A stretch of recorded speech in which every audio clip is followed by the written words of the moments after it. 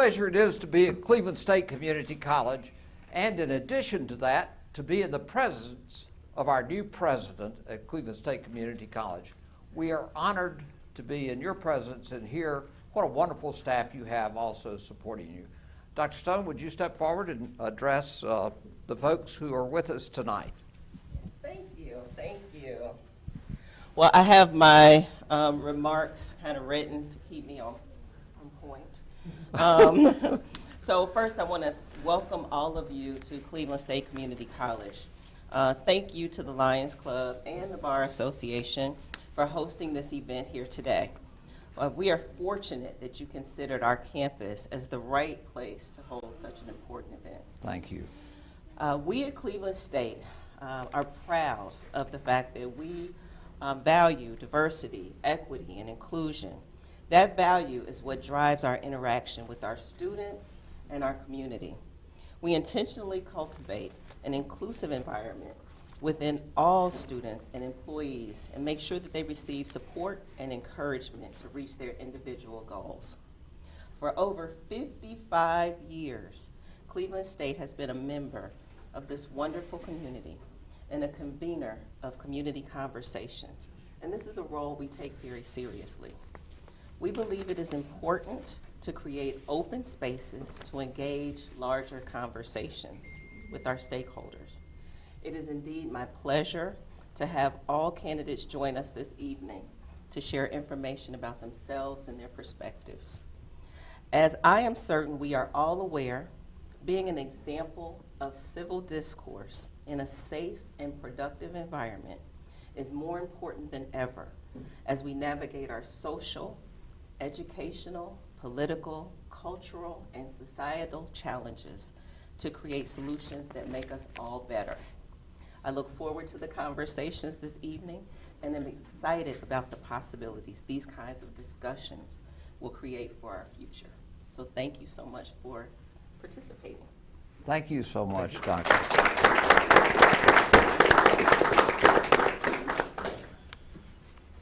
Tonight, we are pleased to be able to present this forum. It is the belief of the Cleveland Lions Club and the Bradley County Bar Association as sponsoring organizations, and we're a nonpartisan group of folks.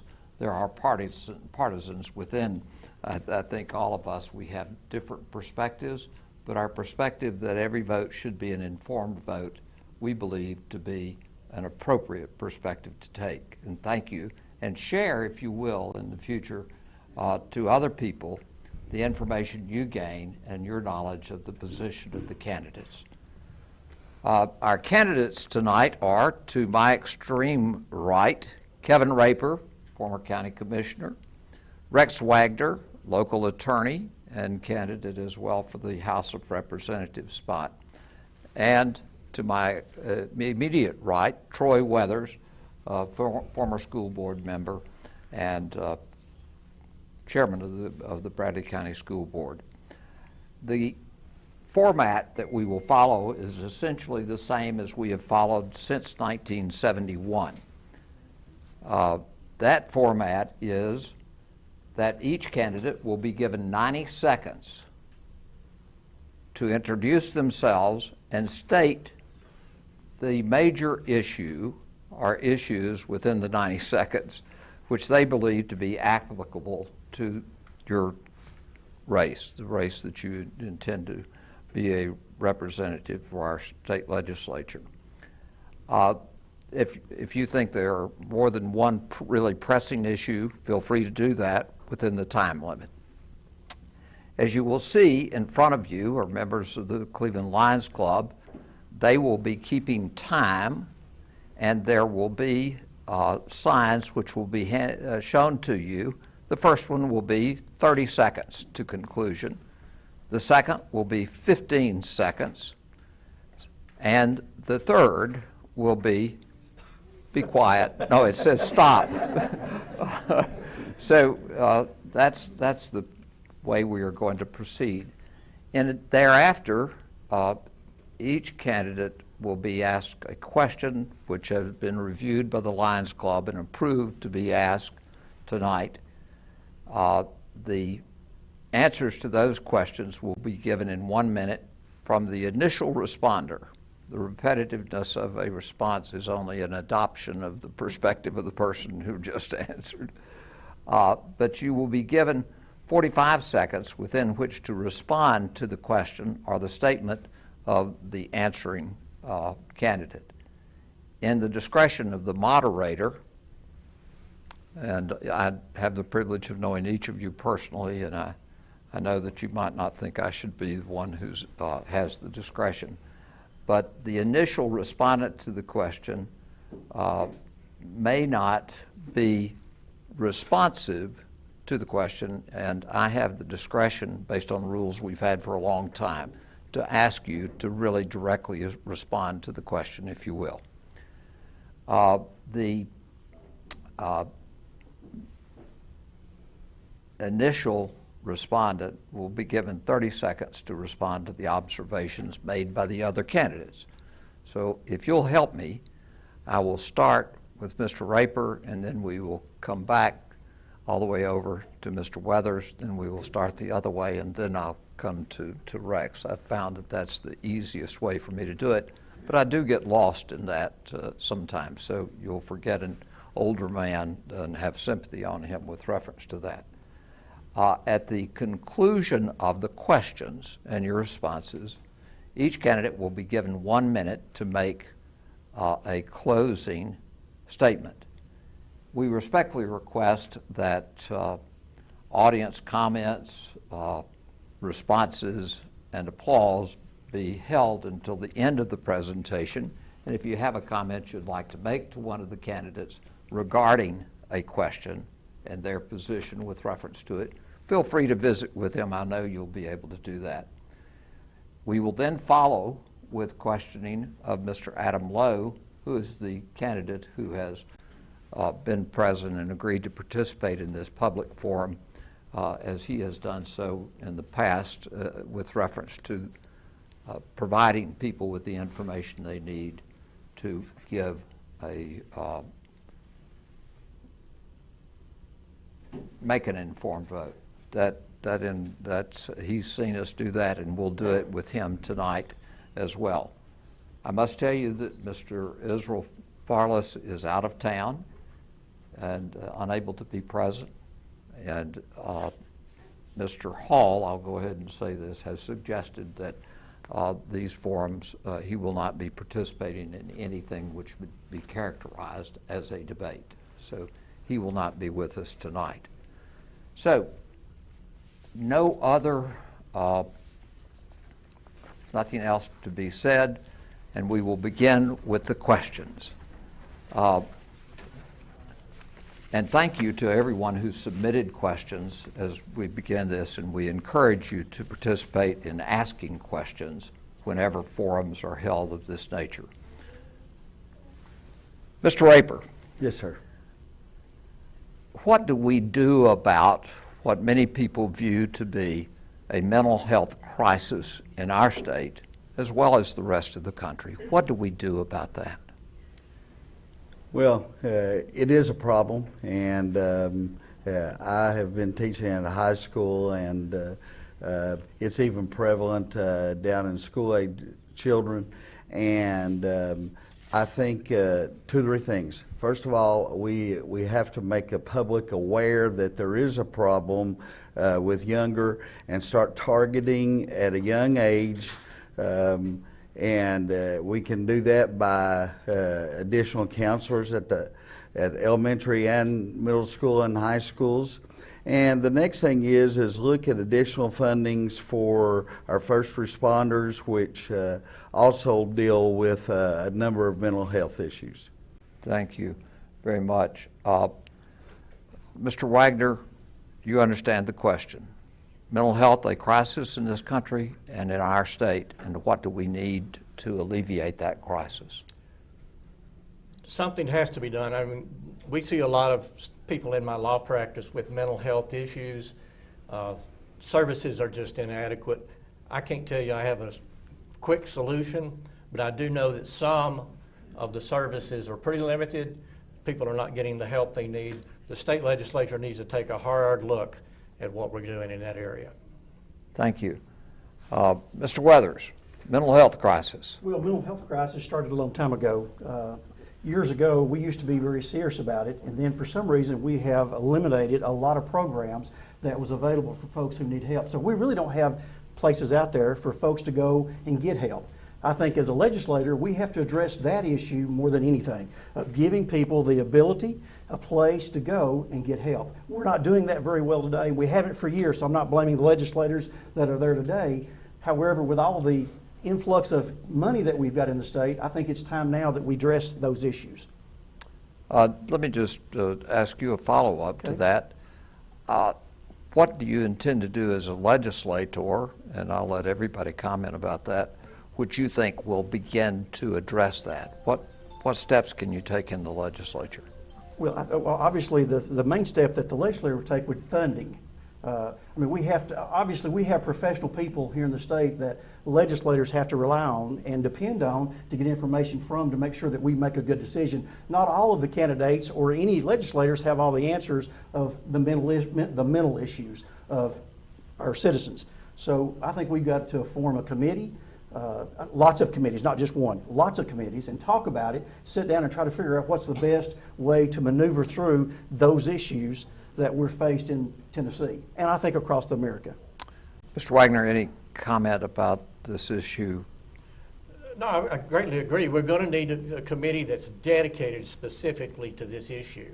And they're going to have to take a long, hard look at it. They're going to have to look at what is happening in other states. They're going to have to see what's been successful in other states. And we're going to have to come up with an alternative that gets mental health people out of our jails and out of our hospitals, or our medical hospitals, where the expense is just out of control, and see if we can come up with a better solution that includes more supervision and more services.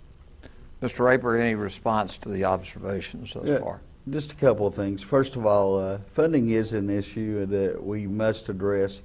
We have to start early.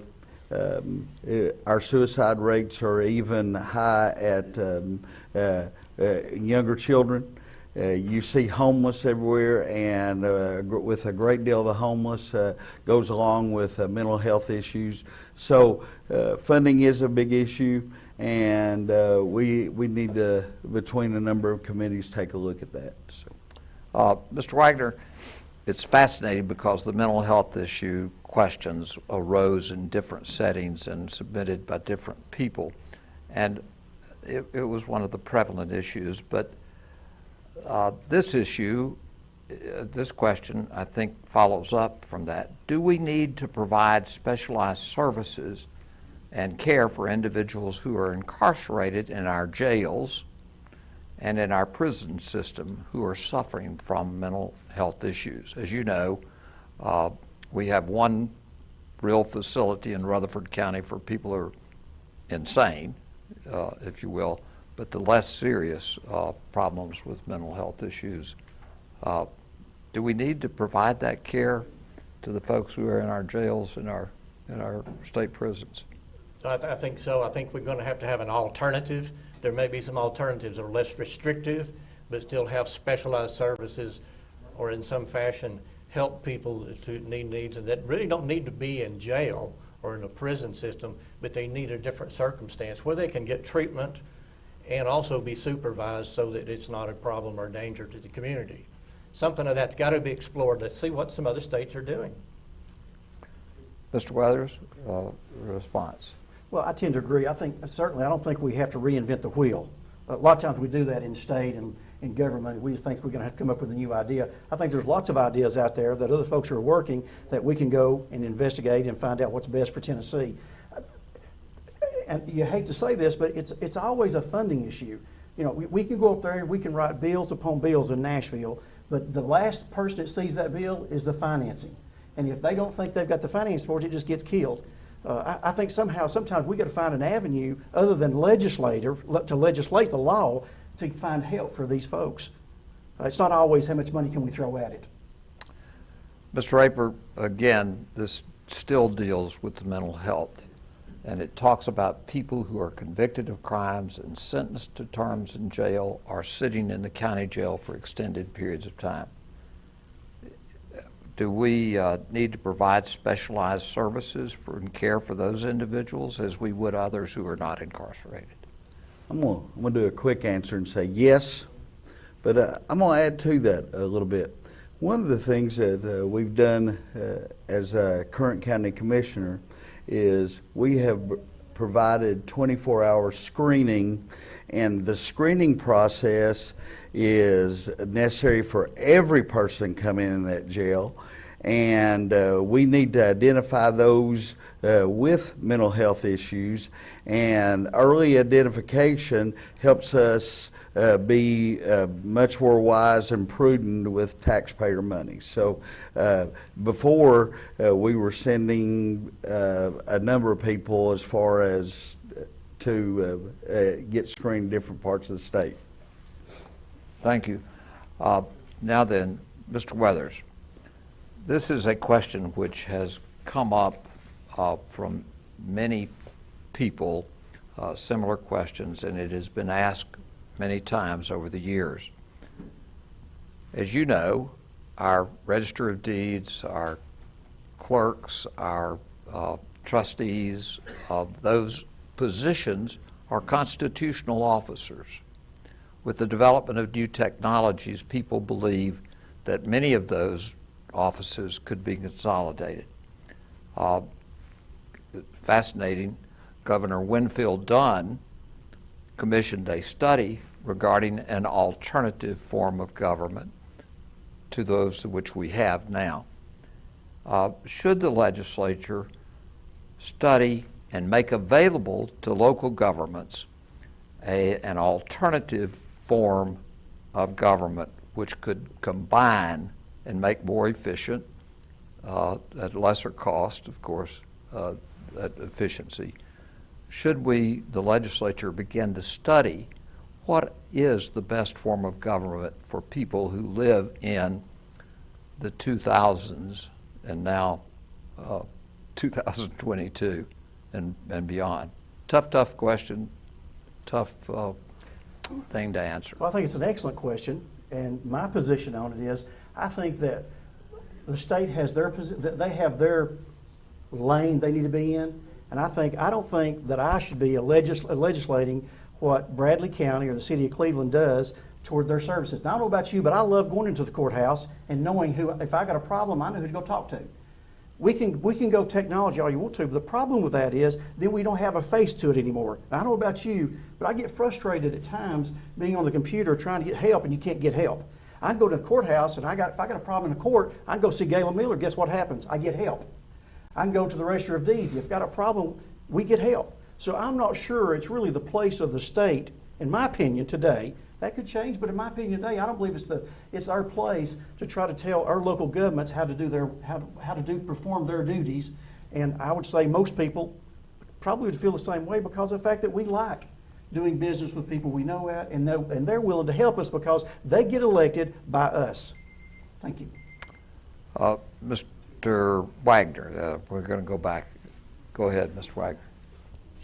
We always need to be looking for ways to be more efficient, but sometimes when governments talk about making things more efficient, it doesn't always turn out that way. Sometimes it comes out even worse. And I'm not saying that would happen, but it could.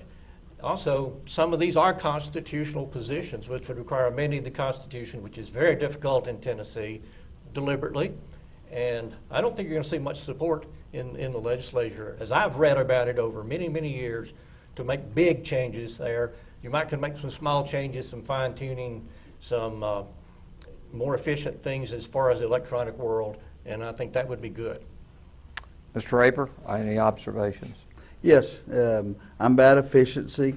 I'm about options for local government. I agree with what he said as far as it may be a lengthy process and be difficult to do, but I think that when you are giving local people options, it promotes smaller government, and I think we should look at that in a number of different departments. Thank you. And there's always a lot of questions which come in regarding this issue. And I think we are now, who's first? Mr. Raper. Mr. Raper. All right, Mr. Raper. It's somewhat related, but we always get the question of consolidation of government services. What are your views on the consolidation of government services? If we can do it in an efficient manner and it's within the Constitution, I am for looking at that. Now, I'll give you an example, and this is more on a local front. We viewed before looking at consolidating city and county government. There were some positives, some negatives. I can tell you right now that the city school system would not ever elect to get out of the school business, and that's the only way it would happen. So I think there are some positive and some negatives. All right. Mr. Wagner, I'm going to come to you again. You know, that idea has been tossed around in our community for a very long time, looked at. There's actually been groups study that. There's always a lot of resistance, I think, but certain things that are specialized services that exist in both the city and county could be looked at, like fire service possibly, although I know there's a lot of opposition to that. But I'll give you an example. We don't have a city ambulance service, but it's just the county. And if it's a county-wide service, we can look at those kind of things. Mr. Raper? No, it's Mr. Weathers. I'm sorry, Mr. Weathers. Thank you. That's him down there, That's isn't it? Yes. Well, I would tell you that we have looked at consolidation many times in Cleveland and Bradley County. I would tell you that if you send me to Nashville as a legislator, that's not really my job. I think we have to be very careful how we move down this road. If you're a legislator in Nashville, Tennessee, and you legislate laws. I don't think we ought to be, as legislators, involved in a local issue of us deciding, are we going to do away with this, or are we going to merge this or merge that? I think that's not it's really not in our ballpark. So I would respectfully say, I have a comment, but it's a comment. I don't want to get to Nashville and people say, oh, well, Mr. Weathers, he thinks we should stop what we're doing and merge everything. That's not what I'm saying. I haven't said it and won't say it because it's not my position to do that. Thank you. All right. Any response by anyone to the position anybody's taken? All right. Seems like we're pretty much saying amen. Is that fair? Let me mention something to you which has a real question for Senator Gardenhire has suggested that we need to rethink the issue of moving the community corrections programs to the Department of Corrections, much like the parole system was then merged with the Department of Corrections. As you probably know, the community corrections programs have been administered within the judicial districts because the judges make the decisions with reference to how that's handled. And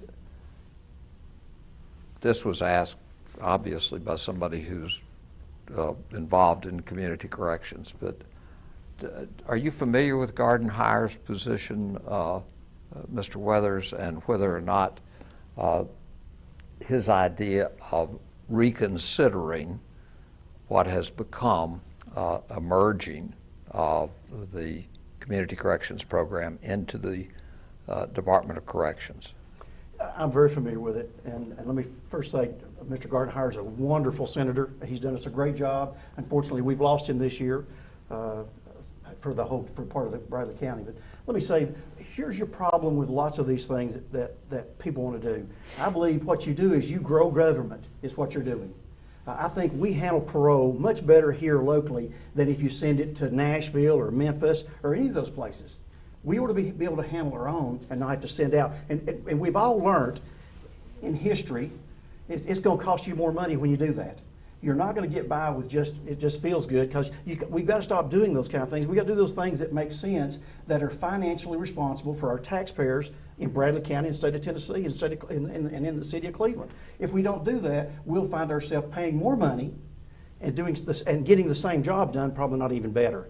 So I don't think just cause someone comes up with the idea of merger means that's what we need to be doing to run to tomorrow. Thank you. Mr. Raper, the community corrections programs, which have been a part of our law now for some considerable period of time, actually was initiated out of Bradley County many, many years ago. Gary Connors was the director of that program from its inception. Are you familiar with the idea of consolidating all of the community corrections with the Department of Corrections? I am. You want me to go ahead and answer the question Yes, now? please. Okay. I am, and let me tell you this. I feel that it's like anything else. There are going to be some positives and negatives to it, but I also feel this way, that if it has become a real issue, our judges locally will be communicating that with us, and then we can look at legislation involving that. So I have not heard that from any of our judges' standpoint. So. That's a fascinating part of it, because the judges make the decisions to whether or not people would go on community corrections, but the supervision under the proposal has been that supervision will be monitored by the Department of Corrections as opposed to a community corrections program. That's fascinating. Mr. Wagner, are you familiar with community corrections? A limited amount. I'm familiar with it. I know the history of it here a little bit, and how it was started kind of locally. It's, I'm not in great detail on what Mr. Senator Gardenhire is talking about. I'd have to look at the reasons, the issues, the problems he's trying to address. If he's just moving stuff around and not solving a problem, I don't know that we need to go that route. Department of Corrections they've got a truckload of things they need to deal with. I don't know that they need to take on another burden. If it's going to help the judges, we might want to take a look at that part of it. All right. Now, the next most prominent question that was mentioned is something I think each of you have commented on. And if it's all right with you, I've forgotten where I stopped last time, so I'm going to start with Mr. Raper. Mr. Raper, the issue of the formation of charter schools with funding from the state and the people from whom the governor has requested deference be shown, and you know the issue which has come up and the publicity that's been associated with it. What about funding for charter schools? Is that the question? Yes. Okay. Yeah, what's your position? Do you have a position regarding? I do, absolutely. First of all, I've lived and died for years on public schools. I think our public schools can compete with anyone. But I also believe in parent choice. And I believe that they should be offered, they should be funded, not at a greater rate than public schools, but possibly equal. And we are talking about in Tennessee public charter schools, which are different than other schools, and there is a real need throughout the state of Tennessee, but not necessarily here locally. But there are some places in the state of Tennessee that they need parental choice, and they feel like the parents themselves feel like that public schools are not a good, viable option for them. Mr. Wagner, tell me about your perspective of state funding of charter schools and the prospective leader of that program and the influence which has been shown that he is being considered. Oh, I think charter schools are a good viable option. I think it's probably a more bigger need in some parts of the state than others, and I think it's an option that is be good for development and encouragement of good education in our state. It's got a lot of issues. It needs to be monitoring, has to be some supervision, there has to be some standards, and those things have to be followed. There's been some successes, there's been some dramatic failures in that world. It's something that's going to have to be tweaked and worked on, but I think it ought to be an option. Let me just, let me move to Mr. Weathers. Talk to me, to the audience, if you will, and to the community at large as you're on television tonight. And I'm honored to be here. Well, Let me tell you that, number one, I am public education. And I would probably, if I polled the room, I would say 95% of you or more went to public education. And when we start taking money from public education and we put it in charter schools, then public education is going to suffer. And if you don't believe that, stay around if legislators get up there and decide to do that, that's what's going to happen. We also, the gentleman who are promoting the charter schools, he's the gentleman that stood up and said that our teachers are the dumbest in the state and the colleges were the dumbest in the state. If you remember, I spoke up first about that. Some other folks decided to speak up a week later. But let me tell you something. When you allow people like that to come in our state and take it over, we will all suffer from that. And if we don't, sorry.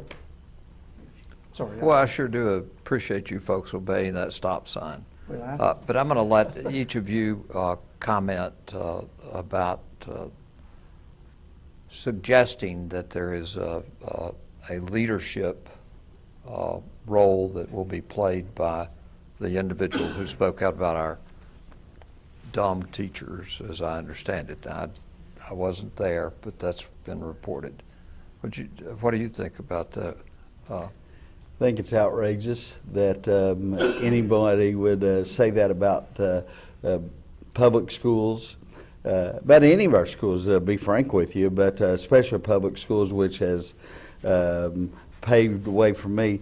But I also want to say this is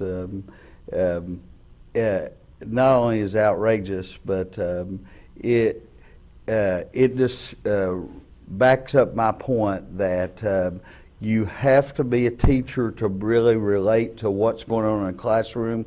That guy has no idea. He backs up my point exactly that he can't relate to what's going on in a classroom to make ridiculous statements like that. Mr. Wagner, a good point was raised by Mr. Weathers regarding that particular view or perspective of education. What's your comment? Well, I read the statement after Mr. Weathers brought it to our attention. I wasn't familiar with it before that.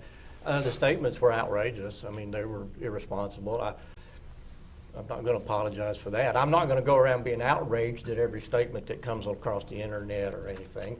But we have school choice in our colleges. We don't have, everybody has to go to the same system.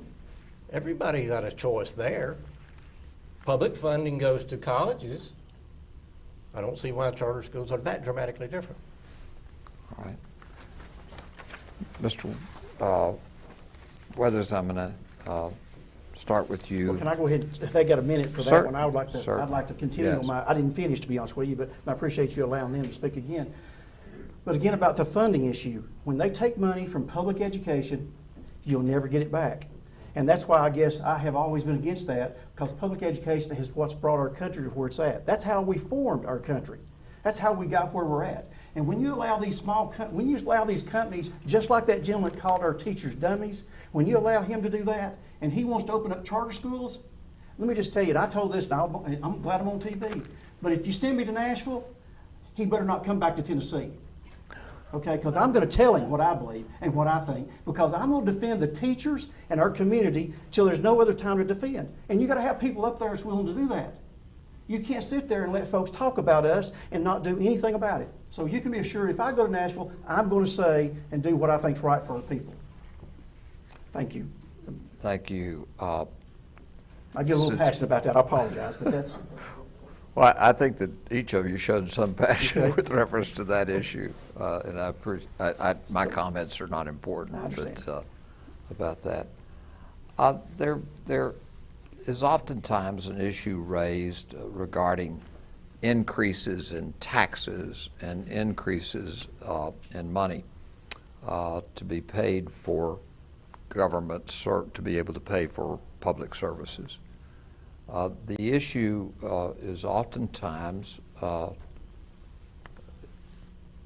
dealing with, and one of the questions related to the rainy day fund.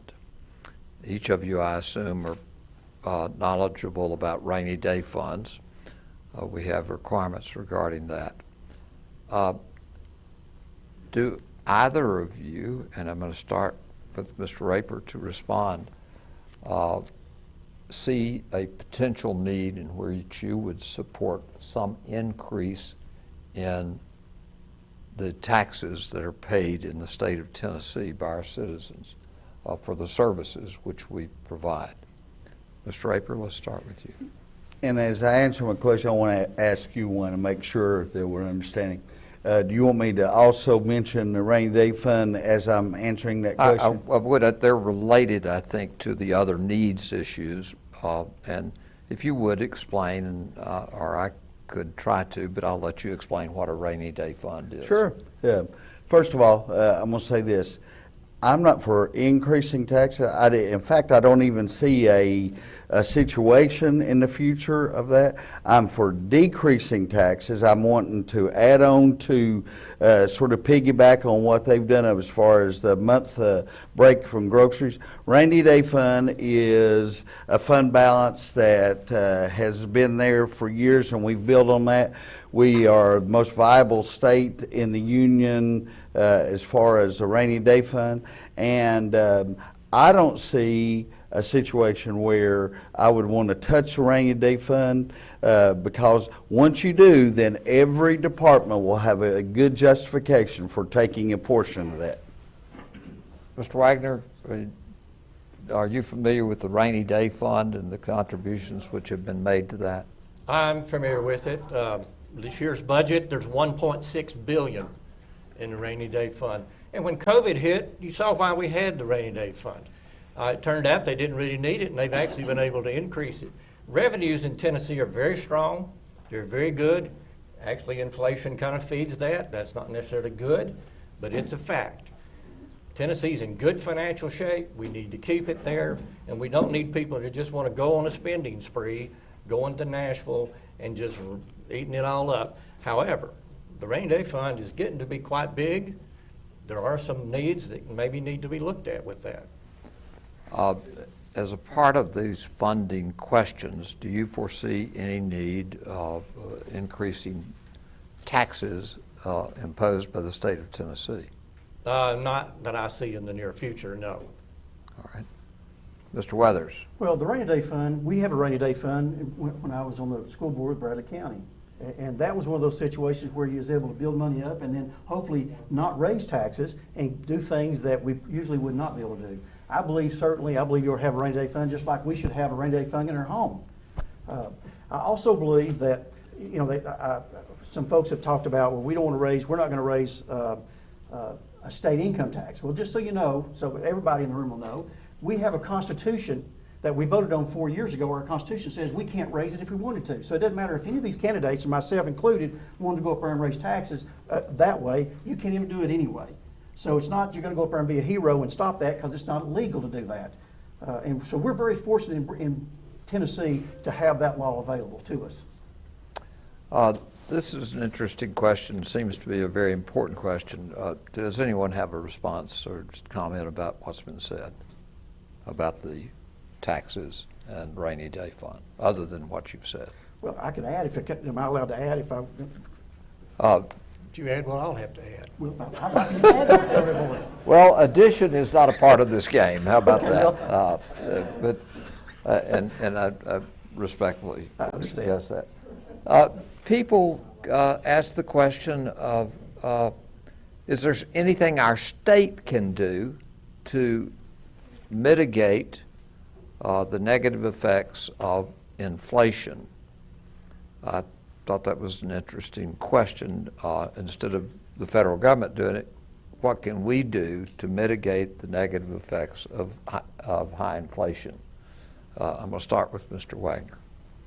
The first thing we do is not make it worse. by irresponsible spending and increasing taxes. That would make the situation worse.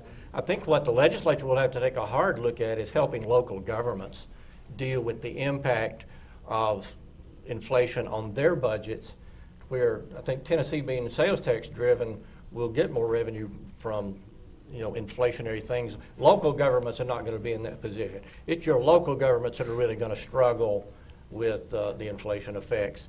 And the state can help with that with not getting unfunded mandates or requiring local governments to do things that they don't contribute to. So that's going to be something we need to look at very carefully. All right. Mr. Weathers. Well, and also, we get a portion of that sales tax also back here. And I think the counties are not going to be as bad shape as some folks are leading to think that, because of the fact that it's an increase already. As you see, our state is going to spend $750 million this year just on education, in addition to what we did last year. So there's lots of funds out there locally and for state that's available to keep us from having to do anything of raising local taxes or anything of that nature. So it's critical that we continue to be a state that is as tax-free as we possibly can be, okay, and manage what we have and not give it away. Mr. Raper, what can the state do, or what is the point raised by both Mr. Weathers? What can we do, or what should we do to mitigate the negative effects of high inflation? Number one, and I'm going to broaden it just a little bit, and I'm going to point blame somewhat at our federal government. If we quit subsidizing, and at that point we would create more jobs, and then at that point I think it would get inflation more under control, and it comes back down to state-wise, what can we do? We can keep taxes down. We can make it a great place to live. We can also make sure that our infrastructure is good and our housing is available and as low as possible. Let me just follow up with those observations given by Mr. Raper. In terms of, as he pointed out, more jobs. My understanding is that we are at something like a 3.7, vacillating 3.8, 3.6 unemployment rate. Is that indicative of something that is, we have more people working percentage-wise as relates to the unemployment claims? Mr. Weathers? Well, I think it's an excellent question, and let me tell you something I experienced. I went to saw my insurance agent a couple of months ago, and we were talking about why aren't anyone working? Well, let me tell you why they're not working, because there's lots of folks that are drawing a check from the federal government. They get a check every month, and it is like pulling, my mom used to say this, it's like pulling teeth to get them to stop.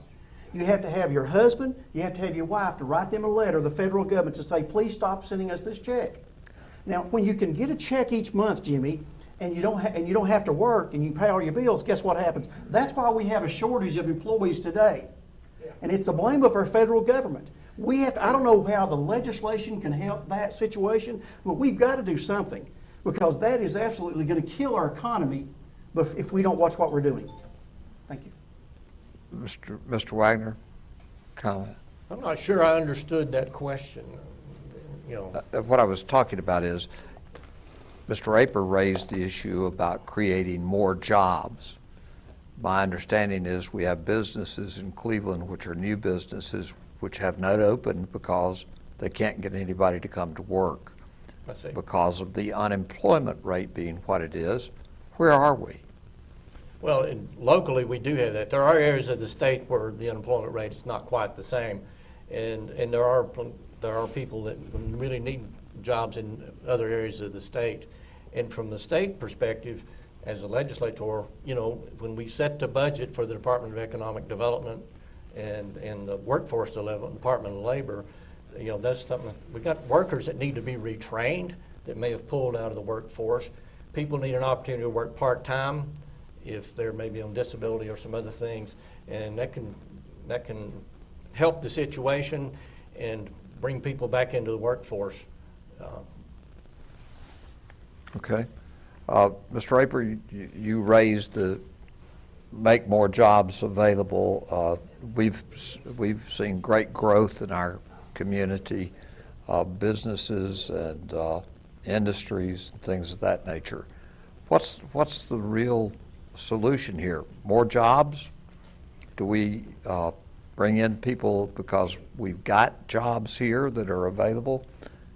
What is this unemployment, and let's get more jobs? I'm going to go back to what I said just a second ago. And it was also answered very similar to another candidate. I think that federal government subsidies, and when you get a free handout, there's not incentive to go out there and work. When we discontinue that, then at that point, then we're going to be, our direction will change, our focus will change, and we'll be looking at working instead of getting free monies. Thank you. Who's, Can I follow up? certainly. Thank you. I appreciate that. Let me tell you something that we're doing in Bradley County that's unique. We have a place called the Pie Center.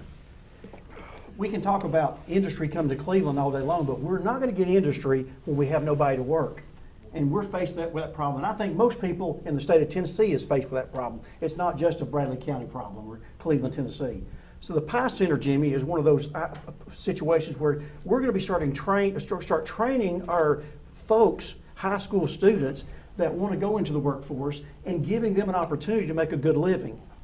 That's going to help us more than anything else. Thank you. Thank you. Mr. Wagner, the Pie Center has been a subject of a lot of controversy and then a lot of support from industry in our area. Because he raised the issue, it's not one of these questions, you understand. Would you have a comment about the Pie Center? Well, the Pie Center's got great potential, and I hope it exceeds its potential. We do need people trained with job skills and life skills to go out into the workforce. Young people, we have adults that need that as well. When I was at Bradley High School, we had a number of vocational programs that benefited people a lot.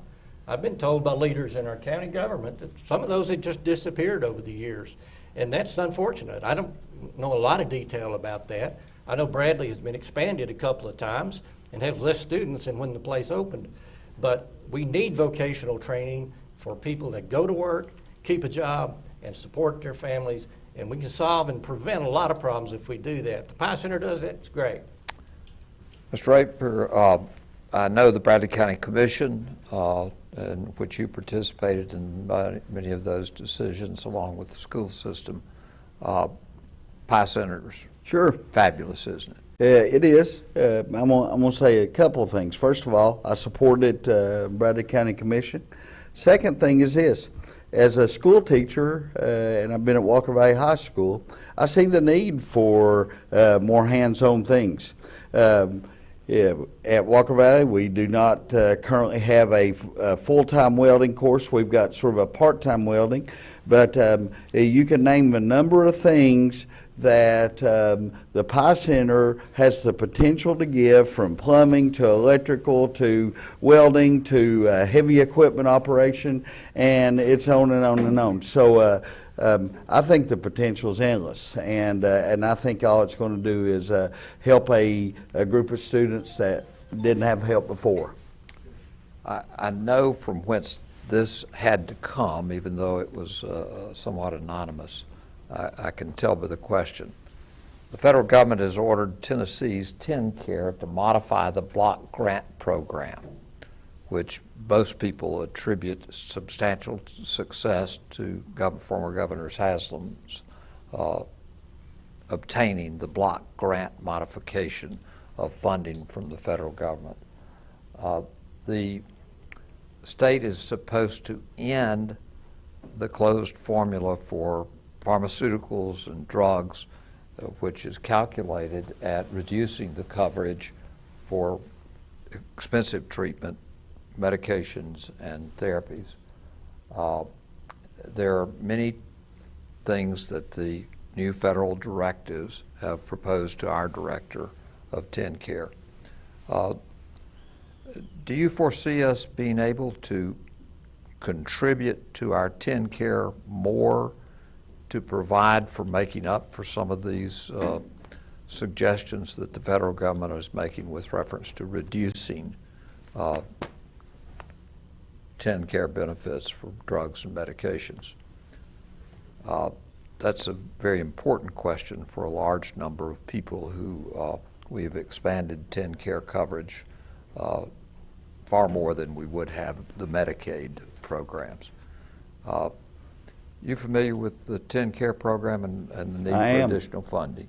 And I'll say this just in general about the TennCare program, is it targets a group that is potentially unable to get insurance, and usually a very low income group, and they need help, help badly. And I'm going to take it another way. We are right now looking at finalizing legislation as far as pro-life. Well, that's an example of a group that is going to need help, and we have got to find ways to assist them as far as additional not only monies but additional services. If we can't have it both ways, so. Mr. Wagner. I largely agree with Mr. Raper's It's called amen, as I understand. statement like there, but in my law practice, we see a lot of people who are on TennCare. And I see people who need to be on TennCare, and I don't understand why some people are on, some people are off, but because they seem to have the same situation. Actually, there's a large sum of money going into the TennCare system this year for a new dental service. I don't know if that's an ongoing thing, but there's a significant amount of money going into TennCare from private services there. And TennCare is a huge agency. It deals with a lot of things, and it's going to require a continuous looking at by the legislature.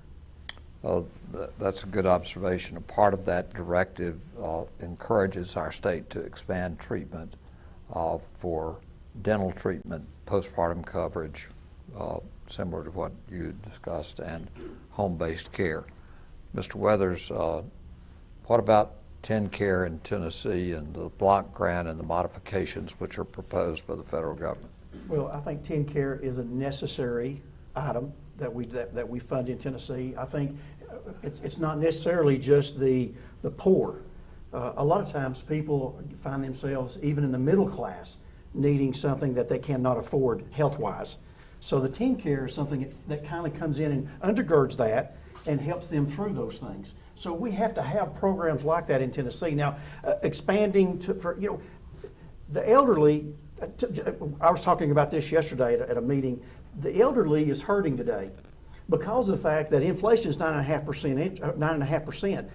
They don't have any extra money today. So TennCare, to be honest with you, really is going to have to step up to the plate and do different things to help our elderly in our community. Thank you very much. Well, now this last question, I may expand the amount of time without telling you about it. And I think we're going to start with Mr. Weathers. Okay. Politics has become very divisive. Would you please say something nice about each of your opponents and something which you believe makes you different from them? Well, absolutely. Let me talk about Kevin Raper for a moment. Kevin Raper, just so you know, we used to go to ball games together with UT. As you know, if you don't know he's a UT fan, you've missed the boat. But he used to, just so you know, he used to sneak me a parking pass so I could have a place to park when I went up there. So, and I've always been appreciative of that. Okay, so that's a good thing. I always thought never you don't forget good people who treat you right. Rex, I have learned, I didn't know him before he got in the race, but he's very knowledgeable. He's kind. He comes across very kind, and I like that. And I think he's a gentleman. Thank you. And now the other thing was, are you suggesting, and I don't think you meant to suggest that you were not kind and those things. What makes you different from these guys? Well, I think the difference that you will see for me and the other two folks here is that I've got 20 years of experience on the school board and in politics. And when we go to Nashville, ladies and gentlemen, as you know, I've never used a script in all the things that we've done here. I don't use notes. The reason why is if you send me to Nashville, I'm not going to have notes. I'm not going to have a script that my wife wrote for me. And my wife writes wonderful, by the way, but she don't write my scripts. I'm going to have to talk, and I'm going to have to deal with issues that come up immediately. And it's important that we think about those things. Because if you're not ready when you go to Nashville, we lose in Cleveland and Bradley County. I promise you. Because they want you to be ready, they want you to be ready to debate it, and they want you to know what you're talking about. Thank you very much. Mr. Wagner, tell us what you think about the nice thing that you can say about Mr. Weathers. He said nice things about each of you and Mr. Raper, and then say something about what makes you different from them. Well, I will say this. I know both of them have served on local boards, the county commission and the school board, which are totally thankless jobs, and they pay pitiful. The pay is pitiful, and it's really bold and brave of them to stick their persons out and step into those jobs with the smallest amount of appreciation, really, that it gets. And I admire them for doing that. I've never had the chance to do that, never took the chance to do that. It's a bold thing to step out and do that. And I compliment them both for doing that, and they deserve our appreciation for the willingness to do that. Different, I've got a lot of experience in classrooms. I've taught in this building.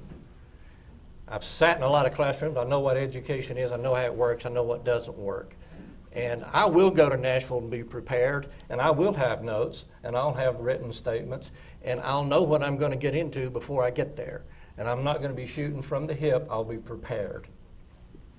Mr. Raper, you got anything nice to say about these guys? Oh, yes. First of all, I'll go the other than Mr. Weathers. First of all, that I've always known him ever since, I can't even remember when I first met Mr. Weathers, but he's been passionate about what he does. It doesn't matter whether it's school board, whether it's supporting a team at a ball game, whether it's something else in the community. He's always been very passionate about it. And I say passionate in a good way. And Mr. Wagner, I haven't known Mr. Wagner other than just this political run that we're doing right now, but it seems like a genuine person to me and a real gentleman, and I've enjoyed getting to know him. So, What makes you the best candidate? A couple of things. First of all, I have 35 years in the classroom, and so I can make decisions about education that are practical, and I see going on every day. I see numbers of people in Nashville and in Washington that making decisions about educators, and they've never been in the classroom. And the other one is this, is my big stance on right to life. I recently was endorsed by the oldest right to life group in Tennessee, by Tennessee Right to Life, and they've got confidence in me that I'm going to not only do the right thing, but be passionate about it and be a voice for them. Thank you very much. Gentlemen, because we've taken so much time, and I thank each of you for your time, please make your closing comment, and Mr. Wagner, we'll start with you, your closing comment, and if you can, make it brief. I became an attorney over 25 years ago. My journey on that path started in this campus, on this school, and the buildings just south of here. Great teachers taught me I could be more than I've ever been. My commitment to education is deep and wide. The state government is about much more than TennCare and education. There are 12 other departments, more than 12 actually, commissions, boards, lots of things to do within the state, a $52 billion budget. And I'm prepared. I've studied it all my life. I've looked at it all my life. I've read the pro-life cases. I've read Roe v. Wade. In a post-Roe v. Wade world, I'm the person you need. Thank you. Mr. Weathers. Well, first, let me say thank you for having us this afternoon. It's been a pleasure. I would tell you that I would appreciate your vote. I believe that I'm the man that you need to send to Nashville. I'm honest, I work hard, and I speak up when somebody needs to speak up. I'm not afraid to, never will be. I believe that I want to go to Nashville to serve Cleveland and Bradley County. I will constantly, it will always be about Cleveland and Bradley County. It won't be about Memphis. It won't be about Nashville. I want to make sure that when somebody's up there and they're representing you, they're representing you. They're not representing a special interest, and they're not representing themselves. I've worked very hard, and I've been told that I was a politician. Well, Rex said something one time. Let me tell you what I got paid. $200 a month. What I got paid for 20 years. Now, I don't know about you, but I wouldn't consider that a politician. I would consider that a servant. And what I want to do is go to Nashville and be your servant, to serve you as our citizens of Cleveland and Bradley County, to make sure that we come out on top. It's kind of one of those things that we're going to do something in Nashville. I want to make sure we're doing something for Cleveland. Thank you. Thank you. Mr. Raper, we're going to finish up with you. Thank you again for having us this evening. First of all, I feel like at Nashville, for any of these three candidates, I'm going to include Mr. Lowe also, it's about service. I'm going to tell you how I'll serve you. I'm going to listen to your concerns, your problems, your ideas for improvement, and I'll be your voice. Next thing is I want to go over there and fight for the right thing. And I'll pray about it, each decision, and ultimately it's about doing the right thing. What is the right thing? Well, it's something that aligns with God, and the next thing is it aligns with the belief system of District 24. And please vote for Kevin Raper. Thank you. Ladies and gentlemen, now is the time for applause.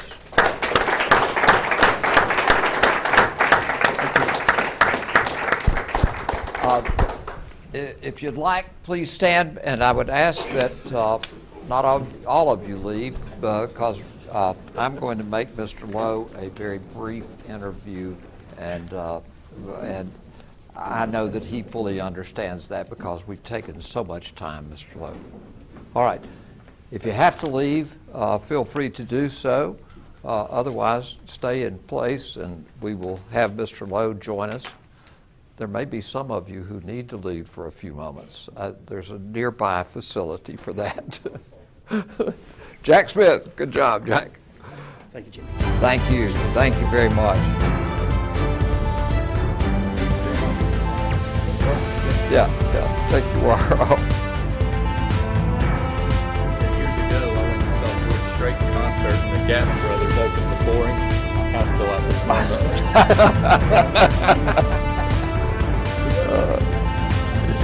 Thank you, sir. Thank you, Kevin. Thank you for being with us. Thank you for being a candidate. Thank you, Rex. I hope that was okay for everybody.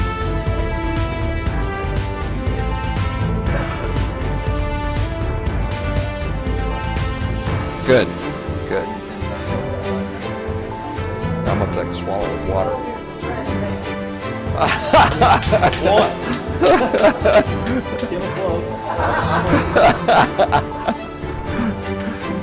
Oh, I didn't know who I was going to support until that comment.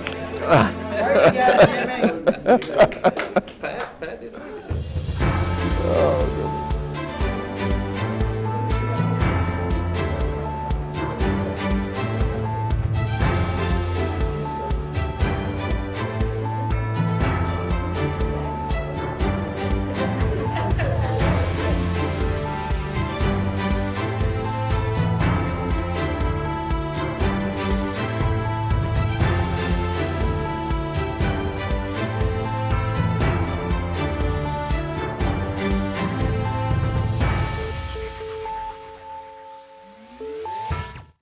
If you will, please, sir, introduce yourself to the group and to the folks who are listening on radio and who will be replaying this so that they can know who Adam Lowe is and what do you deem the most pressing issue confronting our state. Awesome.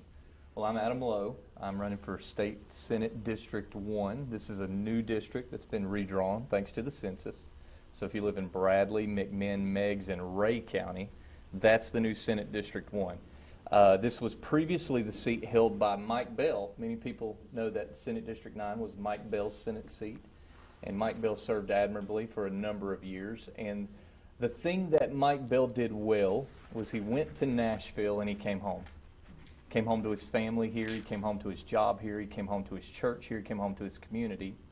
And losing him in the legislature is a big blow to policy in Tennessee, because Mike Bell did those things, and he worked in arenas that didn't always make the front page of the paper. So part of the reason that I ran for this position was to continue some of that work we saw from Mike Bell, to continue with the family values that he carried to Nashville, those East Tennessee values that kept this a great place to live and work, that have drawn so many people from out of state. So that's why I ran, and again, Adam Lowe.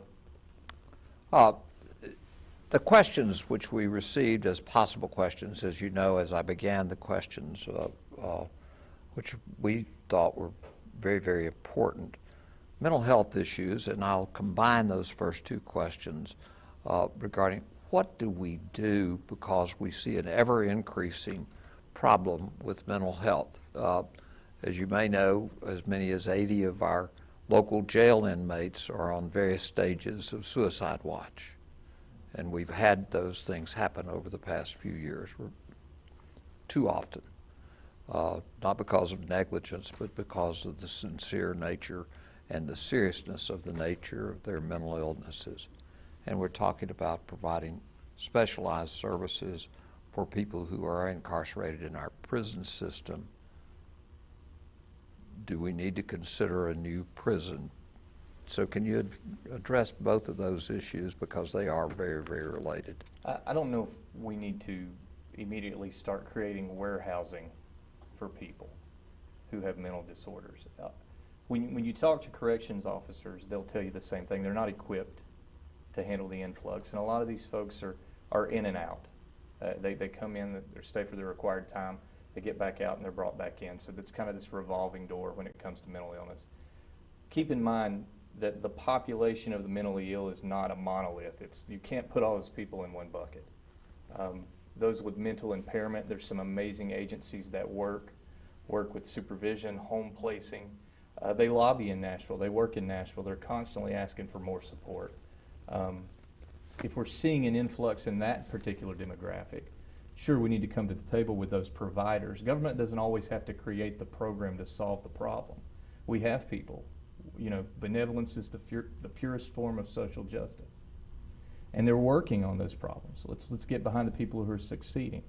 When we look at psychiatric issues, man, it gets much more complex. We've seen communities nationwide who've built homeless shelters that people won't stay in. They won't stay in them. We've seen families who've literally pushed these people out into the street. You know, you took care of those folks within the context of a family. So I think as these problems emerge, the best thing you can do is bring the people who have that knowledge in the nonprofit sector, in the service sector, who are working with those people. Find out individualistically in each community why that problem exists. When we talk about the homeless traffic, here in Bradley County, they'll tell you these people aren't from here. They're coming here. Part of the reason they're coming here is we're providing services. So you have a couple of people out there who feel, you know, the way you prevent this is you quit providing the service. Well, that's a little heartless. We don't want to do that. But at the same time, we often have to realize what we draw in as well. So in terms of treating mental illness, most of the studies which people are aware of are that psychologists, trained counselors, psychiatrists provide those services. Are the not-for-profits able to hire those folks? Many do. Many do. Mental health requires continuity of care. You can't put someone with a psychologist or a psychiatrist in one appointment and expect that you've solved decades of mental illness in that instance. So continuity of care is very, very important. Again, we can't put all these people in one bucket, because the mental impairment and mental illness piece are two different things. But we see both of those people represented in the homeless populations. We see both of those people moving in and out of our prison system. Good. thank you for your response. And so I guess we're saying contribute more and more to those not-for-profits. I'm saying, yeah, they could use our help. That's for sure. Not just as a state, but individually right. in a community. Again, if that's an emerging problem, you deal with the problem. The best way to deal with the problem is those who are equipped to deal with the problem, rather than forcing them into our jails where corrections officers will tell you they're not prepared. Let me go to this community corrections program and the consolidation of issues dealing with people who have been charged with crimes and meet special criteria to be a participant in the community corrections programs. You're probably familiar with the fact that Senator Gardenhire, as I mentioned before, has proposed re-looking at that consolidation plan, which is being instituted across the state. Some have not yet been taken in, some have been. Your two most populous communities, I guess, are McMinn County and Bradley County. Correct. 10th Judicial District, actually one of the founders of the community corrections programs that we now see. Do you have a position as to whether or not that should be under the corrections department, or should it be left totally under the control of the 10th District judges? Well, I mean, the operative word here is community, right? This was created to solve a very individualistic problem in a specific area. So, you know, I can appreciate the work of Senator Gardenhire and some other legislators trying to address this, but my question is, what do our judges think? And the people elect those judges. How do the judges want this to see this unfold? What does our district attorney think? That's where my curiosity goes. Have you talked with any of them? Do you know what their Well, Jimmy, positions let's set are? up a lunch. I'm for it. Let's get I'm into the for thing. it. No, but at the end of the day, those are the people that we elect to address judicial issues in a district. At some point, it was deemed necessary in community corrections to keep some of that at home. We're going to solve some of our own problems. We don't always need to punt things to Nashville for solutions. So, yeah, first item is I appreciate Senator Gardenhire's proposal, but I want to know what the incoming Judge Corps thinks of this program. Is it something they feel that's best utilized with their discretion at the local level, or if it's something that they want to pass on to corrections? I'll set that luncheon up Go for you. ahead. But of course, we would have, will have now 3 different judicial districts. Correct. As a senator, you'll have the 9th, the 10th, and the 12th. Yeah, no problem. No problem at all. So it's going to be a bigger lunch than we had Maybe suggested. dinner. You're very familiar with the issue, I know, because of your previous experiences as well as keeping up with issues. Charter schools, and the question of whether or not educators should be the leaders in that formation and the continuation of the growth of charter schools. What do you think about charter schools? Well, first and foremost, charter schools are public schools. We often frame them in the discussion as if they're some private entity. To set up a charter isn't particularly to siphon money out of public education. It gives a particular educational district the authority to do something innovative and different. Again, if the state would let go a little bit, if we would let local school boards run their schools, let principals run their schools, let teachers teach in their classroom, trim out a lot of that fluff and bureaucracy, we might actually see a beautiful thing happen. Because when you talk to parents who want choice, their objections to education in its current state aren't with their local teachers. It's really not even with their local schools. It's with state and federal level policies that just saddle teachers in classrooms with so much garbage that they can't hardly get through to teaching. So what a charter school is simply an individual plan that says we're going to operate outside of the context of what public education normally looks like in this community because we found an expressed need for something different. What we don't do oftentimes in the charter school market is decide when that plan isn't working. We don't back up. Government doesn't undo things well. We've never undone things well. But education's ripe for an opportunity for us to allow some local communities to address some issues. one of the candidates earlier mentioned this, said the needs of Memphis and Nashville and East Tennessee are very different, that there are needs for choice in other parts of the state that maybe we don't experience here. We have to be sensitive to that, but the best way for us to be sensitive is not for Tennessee to pass some big unilateral policy for everybody. Let Memphis do it their way. Let Nashville do it their way. And here back home in Tennessee, we'll let our school boards run our schools. Thank you. The issues regarding TennCare have been a significant problem since for many, many years. After it was formed by Senator Frist and Governor McWhorter working together hand in hand, and then we proceed through the Sundquist days when we became almost bankrupt, and we had the complete renovation of the TennCare program under Governor Bredesen, passed unanimously and seems to have continued to improve. That's sort of the history. You're aware of that, are you not? Up, down, up, down. Up, down. All right. But we've been really successful in when Governor Haslam proposed the block grant. Are you familiar with the new directives to the state of Tennessee as I announced them to the other candidates, and some of them spoke of those? What do we do about the federal directives for the maintenance of the TennCare program? Let's start calling them suggestions, because that's what they are. They can call them directives if they want, and we've got to enter to this negotiation. DC needs to understand that Tennessee has a history with TennCare, and not all of it was positive. We've had a TennCare system that didn't work and we've had to fix. If you look at how Tennessee has navigated the Medicaid environment, we've done the up-down. We might know better than any other state in the nation what not to do and what to do well. We've seen success out of the block grant structure, probably more success than we've seen in 4 or 5 decades. To have the federal government now decide that it, in some infinite wisdom, has a better idea of exactly how we should do this block grant is really insensitive to the fact that we live and work in the communities that we serve. If DC really cares about the health and well-being of those who are at need and in need here in Tennessee, they might want to listen to some of the advice that we give them up the ladder. This is going to be an interesting thing, but I've been asked and suggested that we would ask you to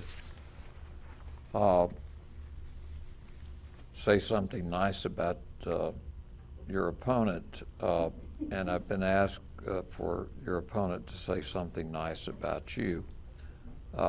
Since your opponent's not here, what do you think about that as a suggestion to people who run for public office? I think we should all open with that question every day, probably.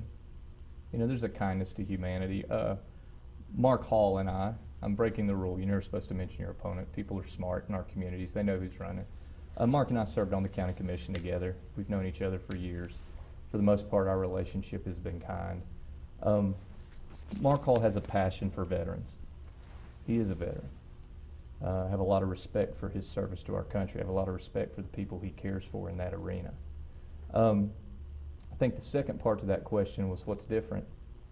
I don't always think he has the best ideas in addressing some of the needs in a community. It took too long to get our veterans home built. Some of the legislation that we've seen come out of Nashville just hasn't been met to my standard as someone who has a family in Tennessee, trying to raise a family. Some of the navigation that we saw in Nashville during the pandemic and how we approached reopening society, how we approached shutdowns and mandates, didn't live up to the conservative standard that I hold in my home and I think we hold in this community. So there are some differences, but no one could ever deny the passion that he has for his fellow brothers. Thank you. We're going to call it over, but we're going to allow you. If only we had this efficiency in government that we've had in this forum at this moment. You can join the Lions Club, and we're going to do it in every instance. You won't be able to complete, no need to. You're already a doctor. Tell me what the doctor is. I'm a doctorate of public and educational policy. I graduated from the University of Tennessee, go Vols. Earlier, the comments were mentioned about teachers graduating from, the actual phrase that he used was, they graduate from the dumbest parts of the dumbest colleges. Now that's been extrapolated out to everybody takes it personally. But I graduated from one of those schools of education. And I can just say the biggest problem with that phrase is it's just wrong, right? So if someone's that wrong about education at its core and how teachers are trained, probably doesn't need to be running our charter school system. But yeah, I went through that program. I was the only conservative in a very, very liberal program. And I found great solace in that. I love the diversity of ideas. Our illustrious new president at Cleveland State opened with a campus of inclusion and diversity. And sometimes we forget to have the conversation about intellectual diversity in a space. I've argued with fellow conservatives for years that we don't dance in the arena of public education. We never introduced conservative ideas that work in public education. We lived in the fringes, vouchers. We lived in those issues. We never got down into the nitty-gritty of how education could be run with conservative ideas. If we really believed them, why wouldn't we? And so I like the concept of intellectual diversity in a space. I've never surrounded myself with a yes bubble. As you know very well, Esquire, there. I've always taken on the challenge. I had a radio show called Man Up America. I solicited that debate. It's been odd for me the past few weeks as I've stood alone in front of groups and on stage trying to address issues that Tennessee families face. It's been odd for me to talk about inflation alone. It's been odd because I've at least had people willing to come on a radio station and have these conversations.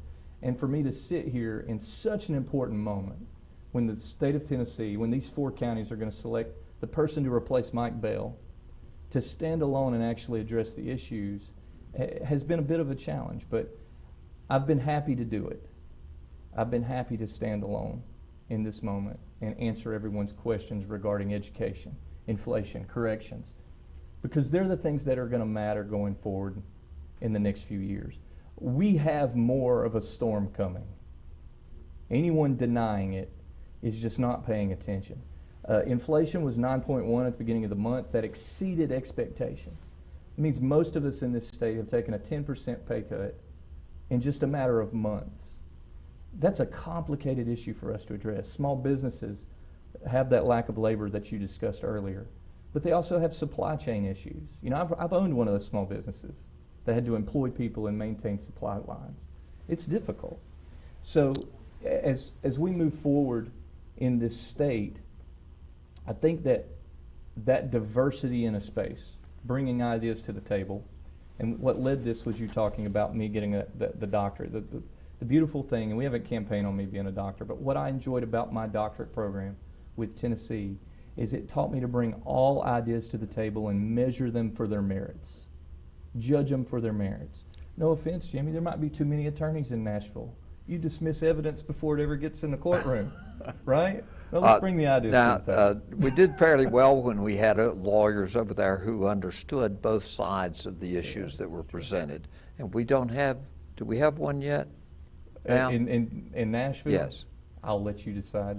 You're the attorney. Whether or not we have one. We do have one, a former assistant district attorney from the great county over there who's now a leader in the legislature. And I appreciate the legal relationships I have in that intellectual discussion.